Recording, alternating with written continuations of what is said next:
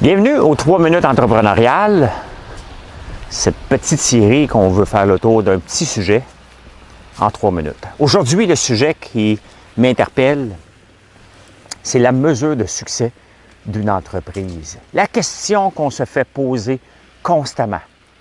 C'est quoi cette question?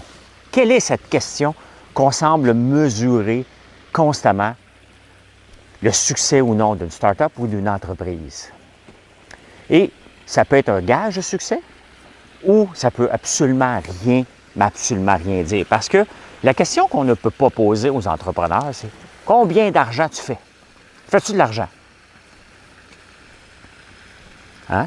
On ne peut pas la poser, cette question-là. Il va répondre oui ou il va dire j'en arrache. Il va répondre j'en arrache à ses amis. Il va répondre que ça va très bien à ses clients parce qu'il faut mentir un petit peu. La question là, qu'on se pose constamment, elle est tout le temps, elle fait partie de nos conversations.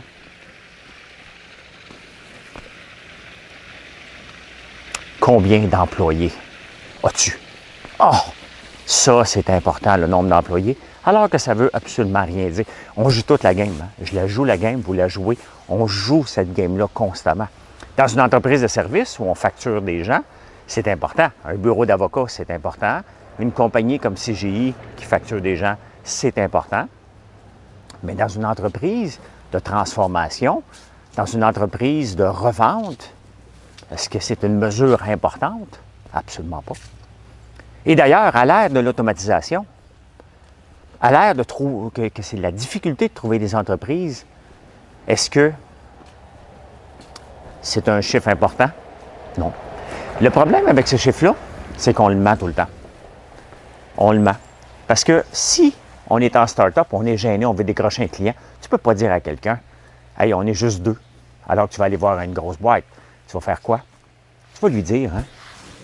Tu vas lui dire on est seulement... Non, on ne dira pas seulement. À peu près 10. Le « à peu près 10 » veut dire 2. Parce que tu n'es pas à peu près 10.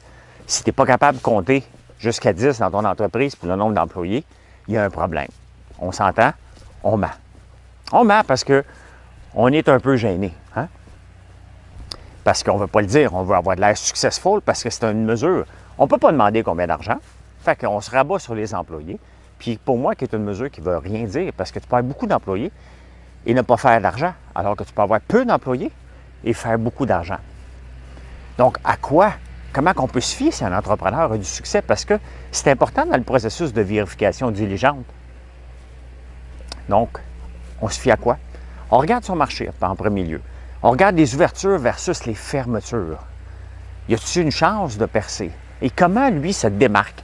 Si tout le monde ferme et lui, il ouvre, on peut se dire qu'il y a un succès.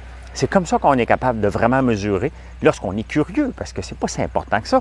Si on veut faire affaire avec l'entreprise, bien, on peut se fier à cette mesure-là du nombre d'employés, mais normalement, moi, c'est une question que je n'aime pas et qui sert à rien. Cependant,